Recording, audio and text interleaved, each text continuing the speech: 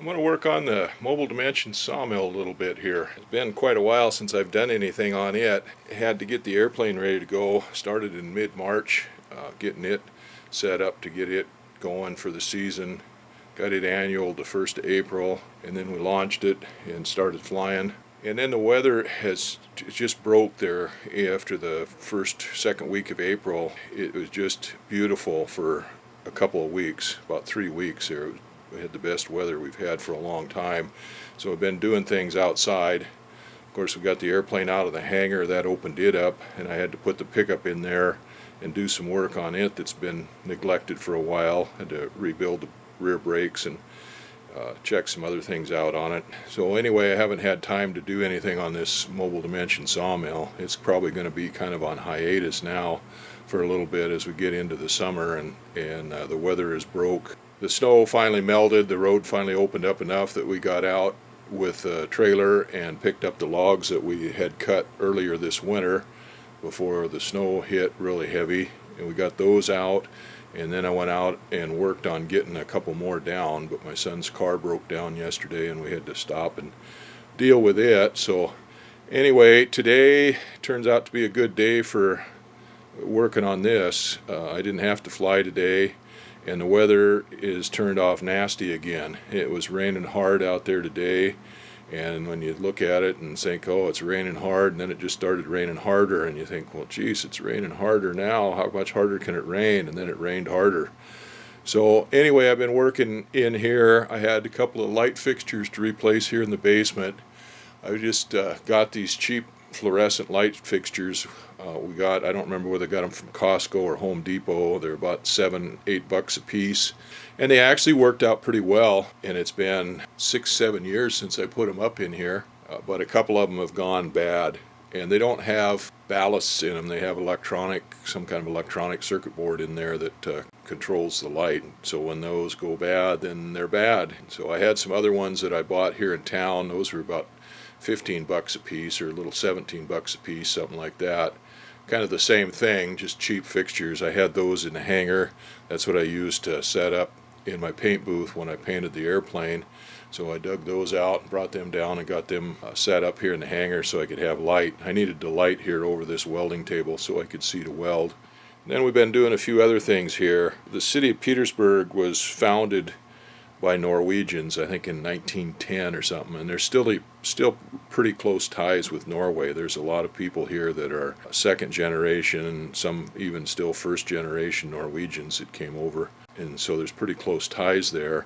And one of the things they do here is celebrate Norwegian Independence Day, which is the 17th of May. They have a big celebration here. It's actually bigger for that celebration than it is for the 4th of July celebration. Although they do a pretty good 4th of July celebration too. Last year they didn't do anything because of the COVID stuff. But my wife has a little project she does for Little Norway. She does Rosemaling. There's a group in town that does that, and it's kind of like a toll painting or a painting that they do, and a decorative painting that's a Norwegian custom. And they paint a lot of signs and things like that for the community, for the city.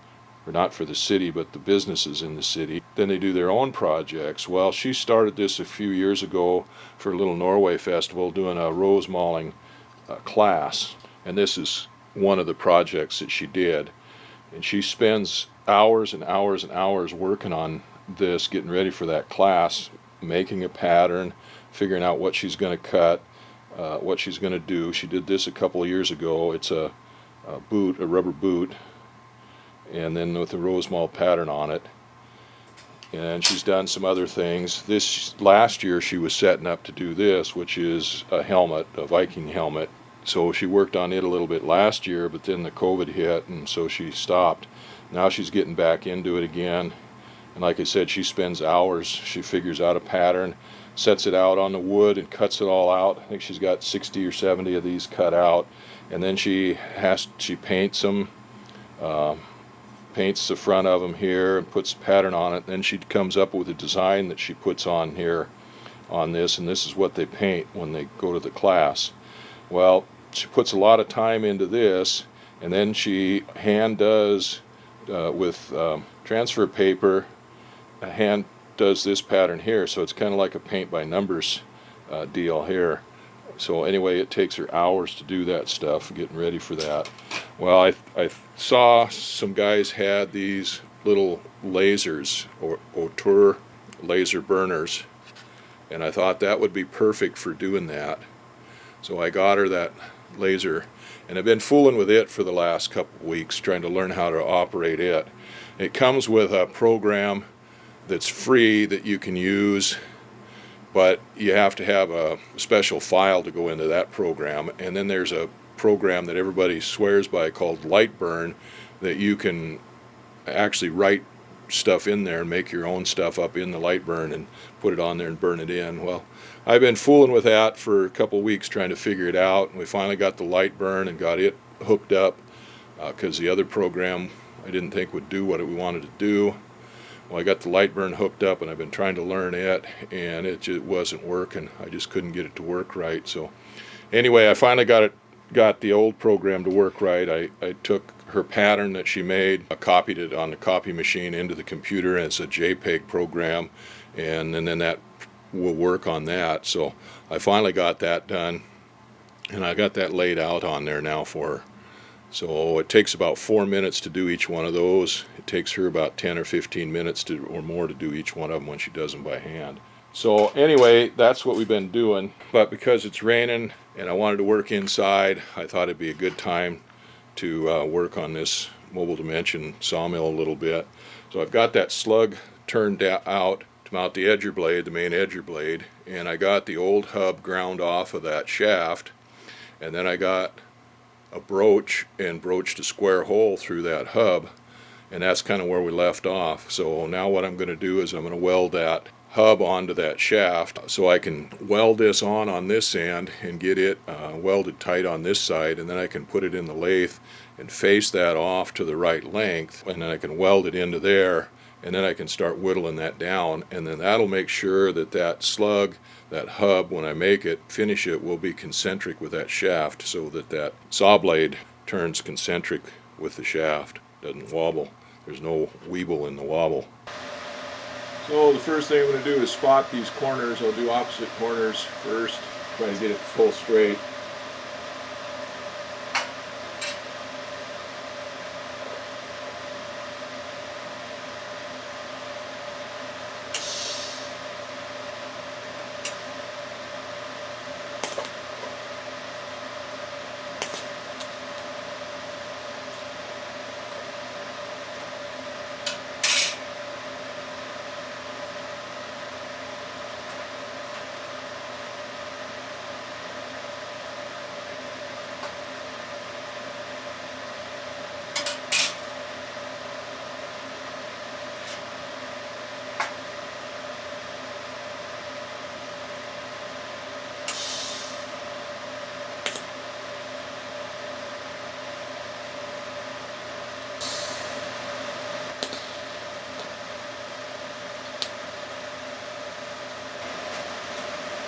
Alright, well, that's that.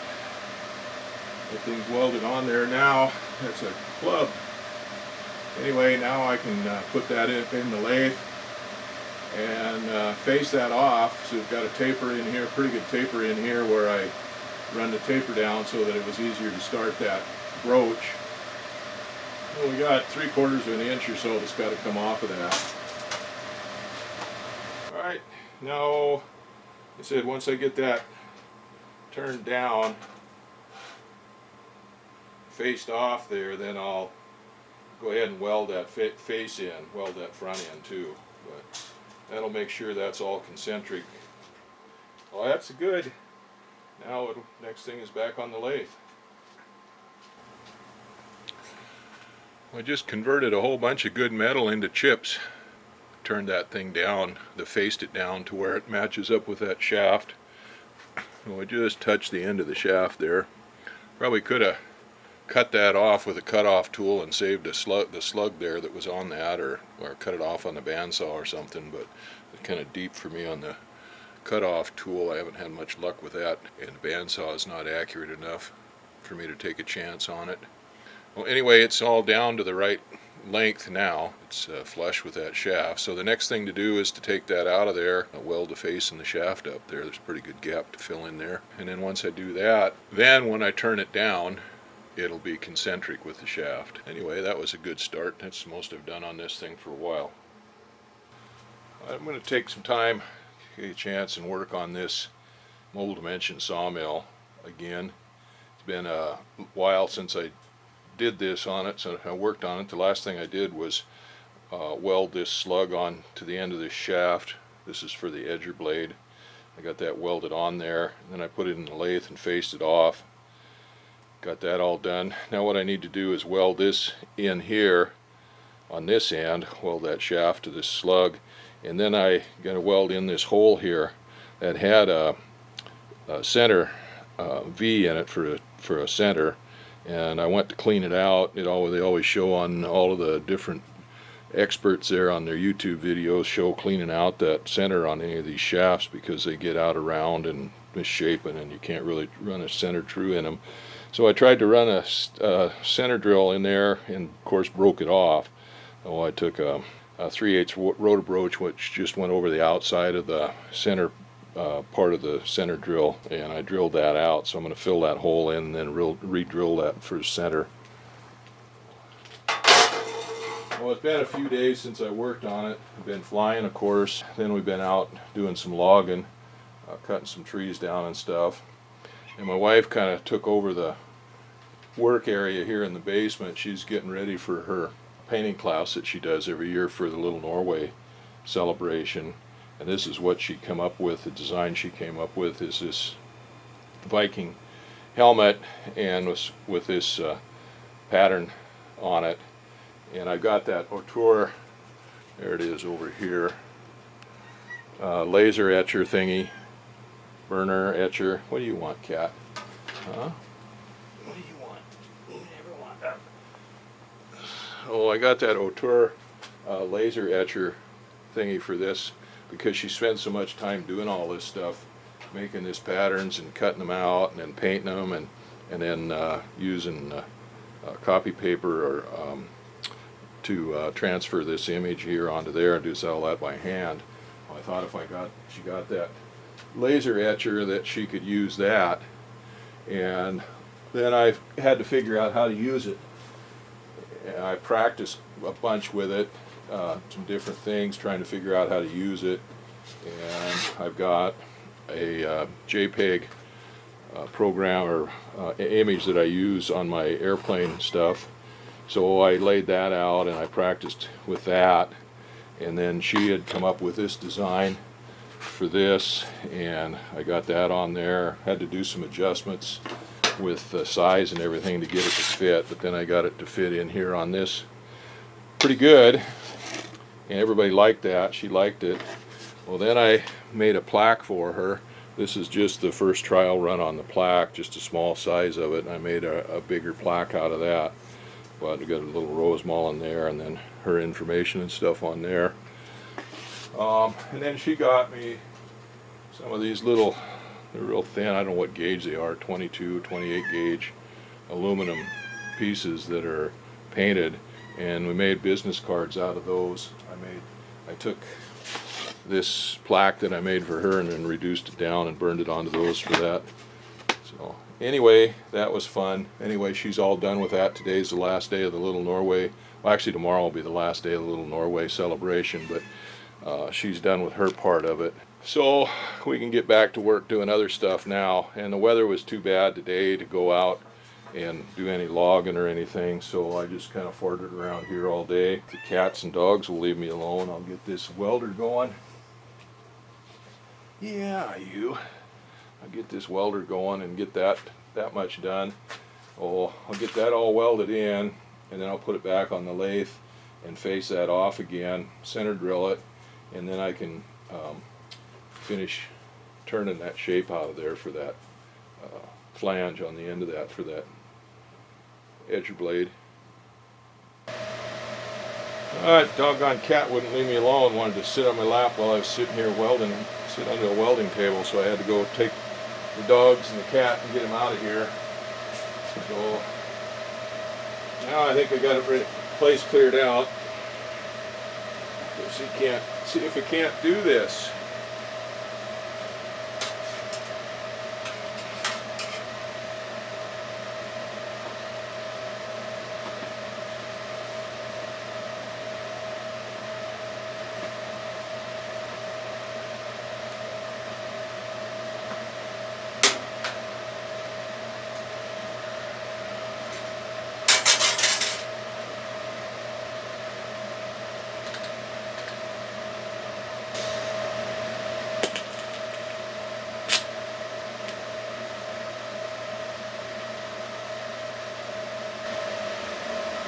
I'll run another bead on that and build it up a little bit more.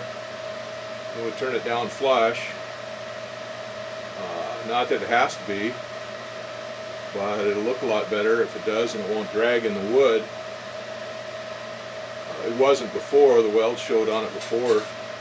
So anyway, I'll go ahead and try to fill that hole in.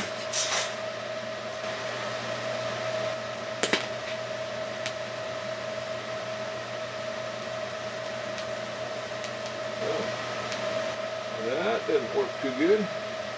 Got my tungsten down in there. Got a big gob on it, so anyway.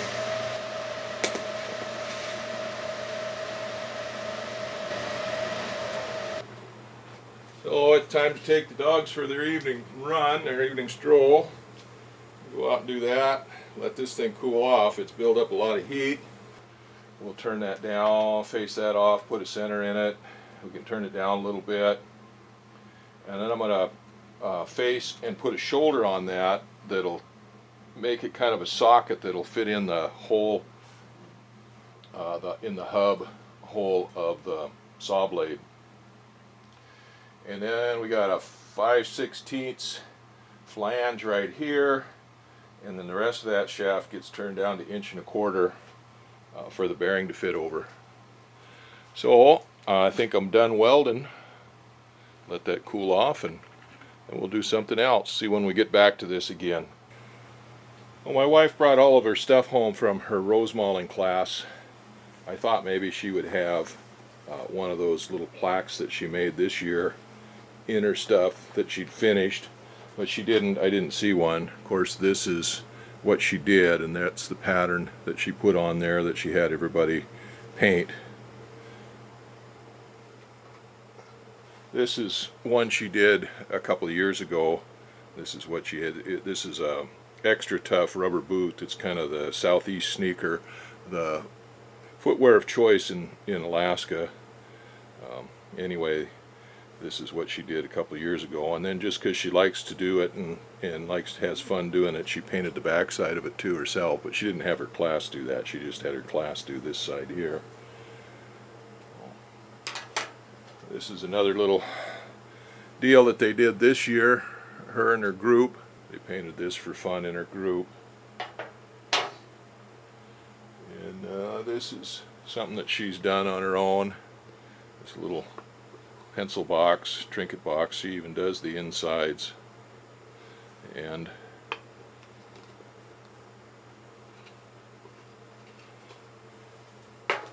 yeah, this is, I don't know what this is, some kind of a serving tray. It's mostly just decoration to hang on the wall.